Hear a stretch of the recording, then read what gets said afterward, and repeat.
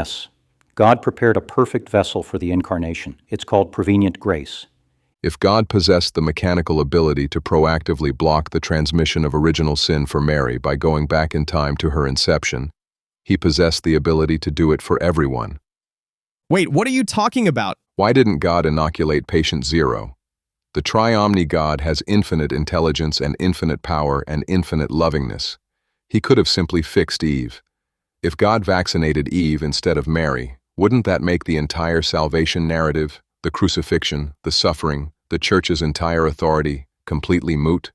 The Lord works in ways we cannot always fathom. It was necessary for the glory of the new Adam. The choice not to fix patient zero transforms the entirety of human suffering into a manufactured, arbitrary drama.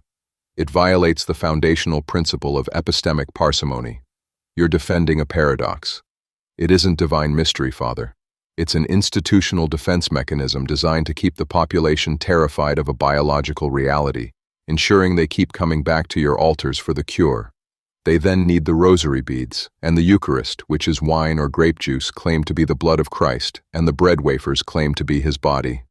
I spent my life fighting the friction, the cognitive dissonance. To relieve it, I altered my views on it. Whenever the history didn't match the text, I just shifted the goalposts, redefined the words.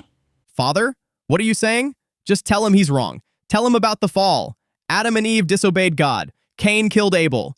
The line of sin is clear. He isn't wrong, Greg. If you can block the disease in the daughter, you can certainly block it in the mother. The suffering, the guilt we put on people for just existing, it is manufactured. Sundown has left me nowhere to retreat. The goalposts have been shrunk to midfield. There's nowhere to hide. The game is over. Why didn't God use prevenient grace on Eve? I cannot answer that, Greg. To answer it is to show it is a facade. And there it is, the collapse of an immunizing strategy. When an institution manages contradictory evidence by mandating specific, rigid claims that contradict empirical reality, it generates acute cognitive dissonance. Father Thomas finally stopped burning metabolic energy to erase reality.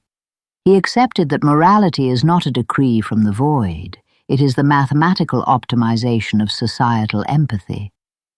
Sin is not a metaphysical stain, it is a brilliant, terrifyingly effective business model. But once you see the math, the illusion dissolves. If God immunizes Eve, then original sin is stopped before it even begins. No second Adam is needed. If all that is true, the blood sacrifice is shown just to be a grisly shock mascot in that poor lamb. Good day to you all.